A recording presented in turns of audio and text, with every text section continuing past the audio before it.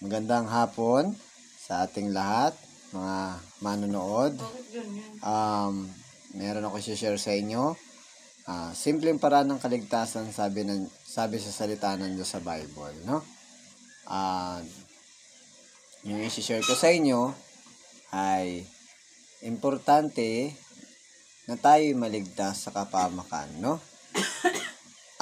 Anong kapamakan? Doon sa kapamakan po ng impyerno. Importanteng maligtas po tayo doon, no? Kasi hawak ko po yung Bible ko, no? Sabi po sa Bible, pag binasa nyo po, sa Romans chapter 3 verse 23, for all have sinned and fall short of the glory of God, no? Basahin natin dito, no? Basahin po natin. Kahit isa na lang po ang aking mata. Napuwing po yung mata ko, ang sakit po, no? Pasensya nyo na.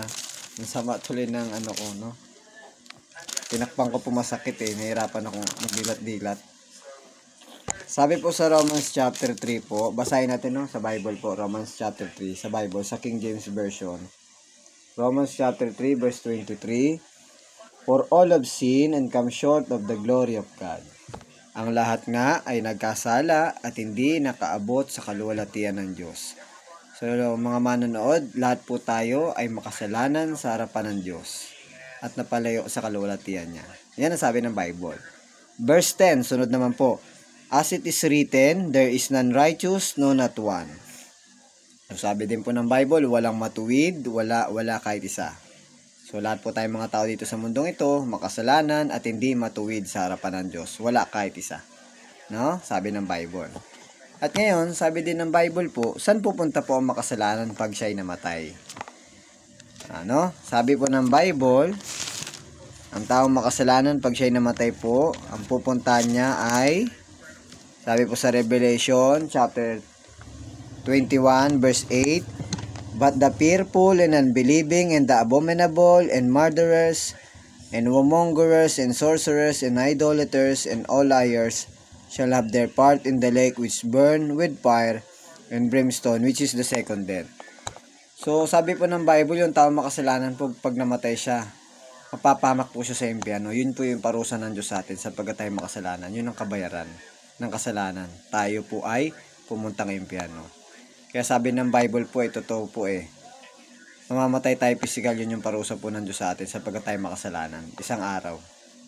Lahat ng tao daratnan po ng kamatayan. Pangalawa po, yung nakakalungkot po. Pag namatay po tayo sapagkat tayo makasalanan, pupunta pa po na impyerno. Yun yung parusa natin sa Diyos sapagkat tayo po yung makasalanan. Yun po yung nakakalungkot. Nakalagay natin sa Diyos na bad news.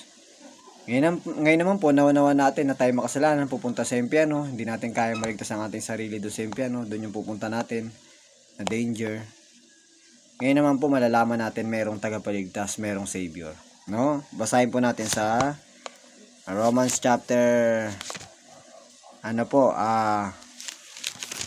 chapter 5 verse 8. Basahin po natin sa Romans chapter 5 verse 8. Romans chapter 5 verse 8. But God commended His love toward us, in that while we were yet sinners, Christ died for us. O nakalagay po sa verse, meron Diyos na nagmamahal sa atin, minahal tayong makasalanan, tapos namatay po para sa atin. Sino po? Si Jesus Christ. Yan po yung dakilang pag-ibig ng Diyos. Alam niyo po yung kwento na yan, naganap yan 2,000 years ago po sa bayang Israel.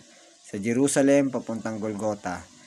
Yung dakilang pag-ibig po na yan. Napako po si Jesus sa krus at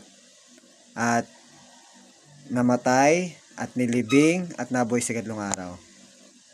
At dumanak po na nabubupon dugo ni Jesus sa krus ng Kalbaryo ay redemption, katubusan, kapatawaran sa kasalanan dahil sa dugo ng Panginoon Hesus at lumaya sa kasalanan.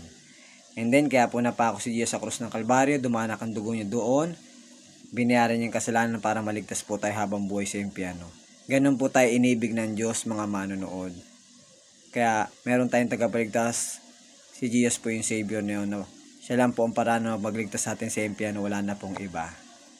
Siya po yung totoo nagmamahal sa atin. Binayaran po ni Jesus yung kasalanan doon sa krus ng Kalbaryo. Hindi tayo makakabayad, siya po nagbayad para sa atin. Substitute, no? Wala tayong kakaya magbayad. Salamat na lang, meron Diyos na nagmahal sa atin. Si Jesus po yun. Inalay niya yung buhay niya, no? Doon sa krus ng Kalbaryo. Maligtas lang po tayo makasalanan doon sa impyerno. Ganun po tayo iniibig ng Diyos, mga manonood. Ano? Only Jesus Christ lang po ang paraan sa kaligtasan, yung Savior, sinabi sa verse po na ito. At ngayon po, malalaman po natin, may command si God. May utos siya sa lahat ng tao. Sabi po sa Acts chapter 20, verse 21 po. Chapter 20, verse 21. Sabi po dito, testifying both to the Jews and also to the Greeks, repentance toward God and faith toward our Lord Jesus Christ. Command po to ni God, mga manonood. Sabi po ng Diyos sa salita niya kayo magsisi at manumbalik sa Diyos at manampalataya sa Panginoon Kristo. Yan po sabi ng Bible. No? At sunod naman po, may sinabi pa po ang Bible sa Romans chapter 10, verse 9. Basahin po natin sa Bible, Romans chapter 10, verse 9. Sabi po dito, Romans chapter 10, verse 9, that if thou shalt confess with thy mouth the Lord Jesus, and shall believe in thy heart that God hath raised him from the dead, thou shalt be saved. Yan po sabi ng Bible.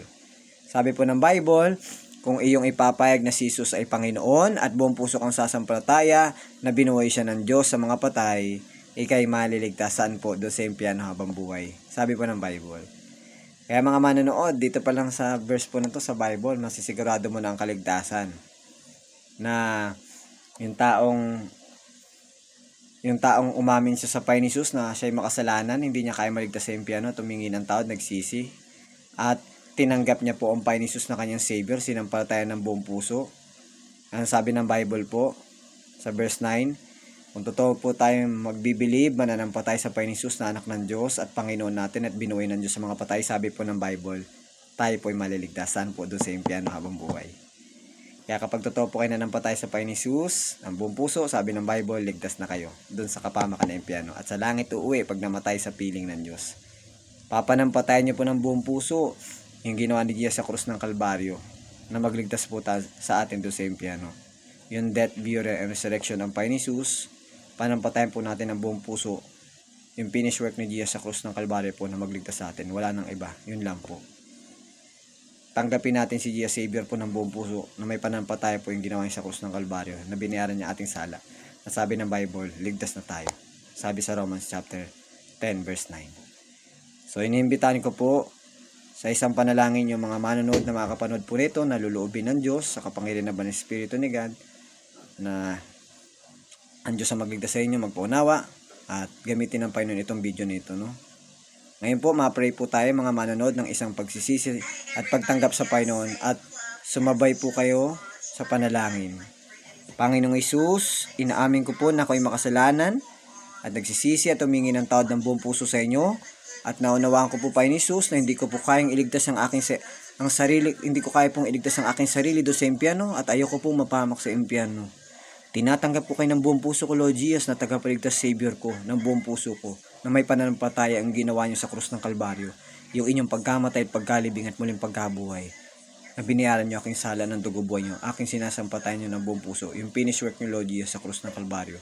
At ipinapayag ko na may pananampalataya, Panginoon Jesus, na kayo po ang anak ng Diyos at Panginoon ko at binuhay ng Diyos sa mga patay. Salamat po, Lord Jesus. Save my soul.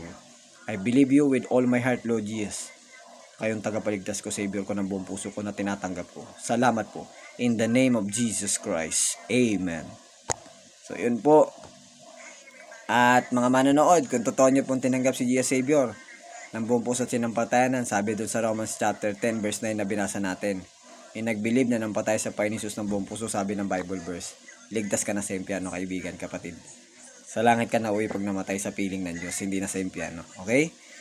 At kapatid, sa John chapter 1 verse 12 din, tawag doon assurance of salvation. Kung totoo mong tinanggap si Jesus Savior na nampatay ka ng buong puso, anak ka na ng Diyos ngayong araw na to, binigyan ka ng karapatang kapangyarihan maging anak ng Diyos. May relasyon ka na sa Diyos. No? Sa langit ka uwi pag namatay sa piling ng Diyos. At sa verse na yon, hindi na din natatanggal ang kaligtasan. Forever na. Wala nang alis sa walang tanggalan.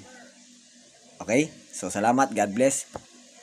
God bless you po sa lahat ng makapanood dito. Glory sa Panginoon. Salamat na sa grace ng Panginoon to share you po, no? And bye-bye. I-share nyo din po sa iba to, yung video na ito, para mapakinggan na salita ng Diyos at ang Panginoon magligtas po sa kanila.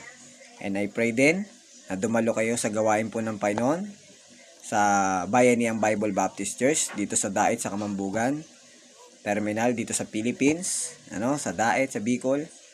Doon ang church, 8:30 ng umaga linggo ang service sa church dito sa Dait sa Kamambugan, no? Ang church na pinupuntahan ko po ay Bayanihan Bible Baptist Church, no? Under Pastor Mon Cuenza, na aking pastor, may binigay ng Panginoon. So attend po kayo para lumago po kayo sa salita ng Diyos. Ano po? At ang kagandahan po nito ay yung magkaroon kayo ng relasyon sa Diyos. Yan. Yun po importante. So salamat po. Nag-attend po kayo. Ini-invite ko kayo sa mga kapanood nitong video. Yun din ang panalangin ko sa Panginoon. Salamat po. Bye-bye.